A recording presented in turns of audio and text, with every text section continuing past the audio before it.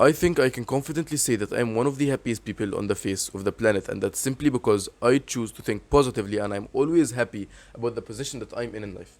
I'm happy about the position that I'm in, and whenever I get a situation that I get to choose to think about, I always choose to think about it positively instead of choosing to think about it negatively.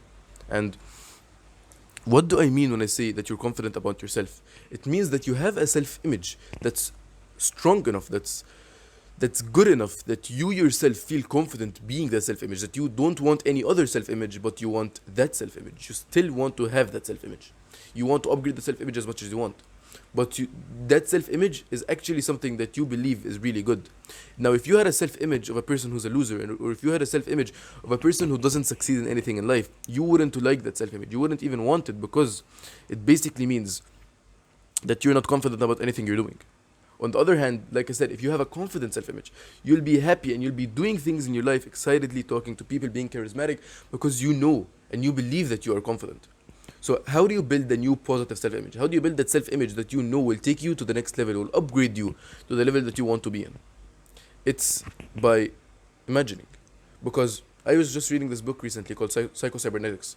I just started it. It's a really, really good book. I really recommend it. But it basically highlights how you can change that self-image and what the self-image is in the first place. The self-image is basically the reflection of you. It's how you see yourself. Self-image. It's how you interpret the thing, how you interpret what you are.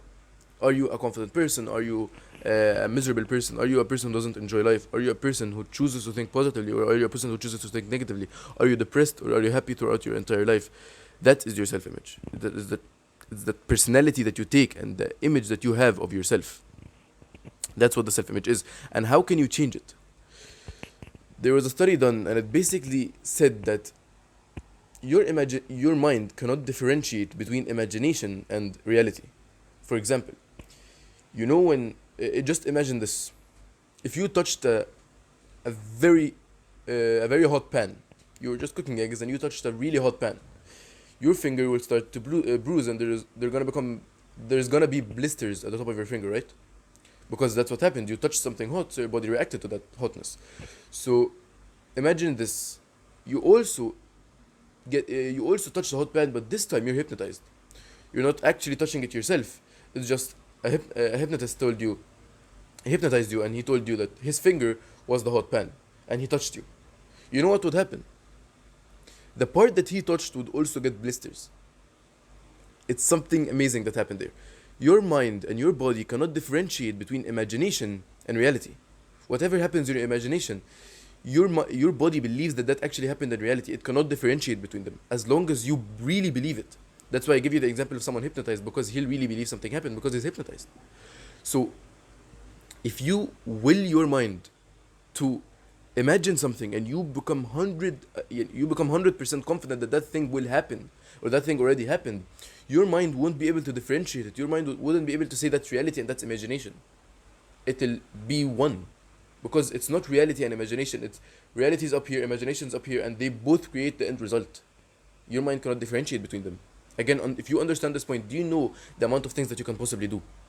If you're not confident about speaking on stage, so you imagine yourself that you imagine that you spoke on stage 100 times before. Your mind wouldn't be able to differentiate between that and reality, so you'll be a person who talked on stage 100 times before. Your speaking skills will be that of a person who talked on stage 100 times before, because you have the confidence of that person. And this changes everything. This basically means you can do anything you want in your entire life and change your personality to the personality of the person that you want to be, because you'll manifest the idea in your mind and you'll imagine the fact that you were that person, or you are that person. So you'll become that person because your mind doesn't differentiate between reality or not. If you're a person who plays video games 24/7, and you told yourself, I'm a video gamer, your mind already knows that because it has proof of it.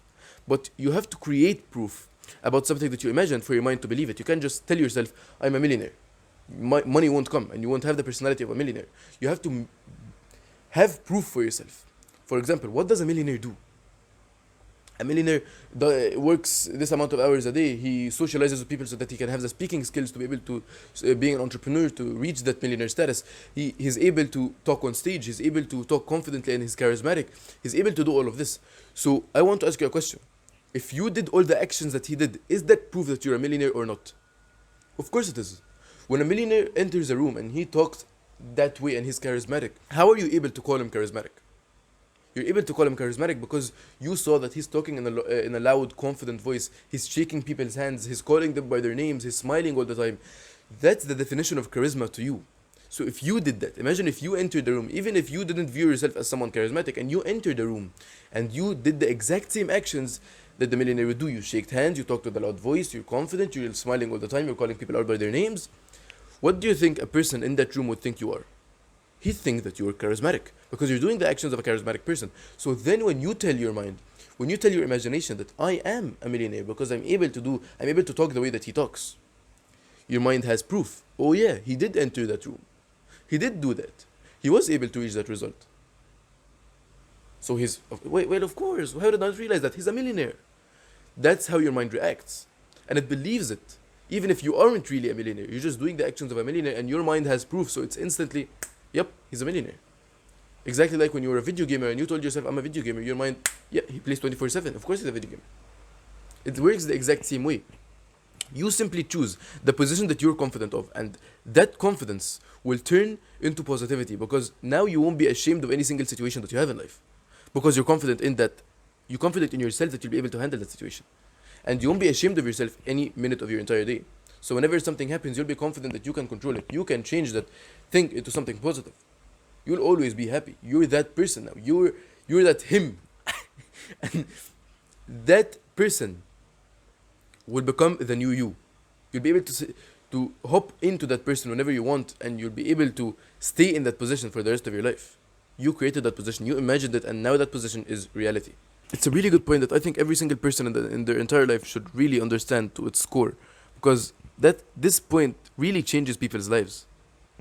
If you go from a person who's not confident in himself to a person who's fully confident in himself, you'll be positive throughout your entire day because you wouldn't be scared. You wouldn't have those thoughts of anxiety every single second. You wouldn't have that negativity around you because you're confident of yourself. You're confident you can handle anything. You're confident you can handle anything that comes your way. And that really shows its true colors when you're around other people. When you're around other people and you find that other people are confident too, you start to inherit that confidence through emotional contagion. Emotional contagion is basically how when you do something or when someone else does something, that influences your opinion. For example, when you watch a YouTube video and you see a negative comment about that video, you start to think yourself, oh, even though I like that video in the first place, it might have those negative comments. And if you see 5 more negative comments, you tell yourself, oh yeah, this video isn't that good, even though you liked it in the first place. Or when you're in real life and you see someone that's happy, you buy a shirt and you ask your friend, do you think this shirt is good? If your friend told you that shirt is trash, you think, oh, maybe yeah, it's not that good, I don't like it anymore.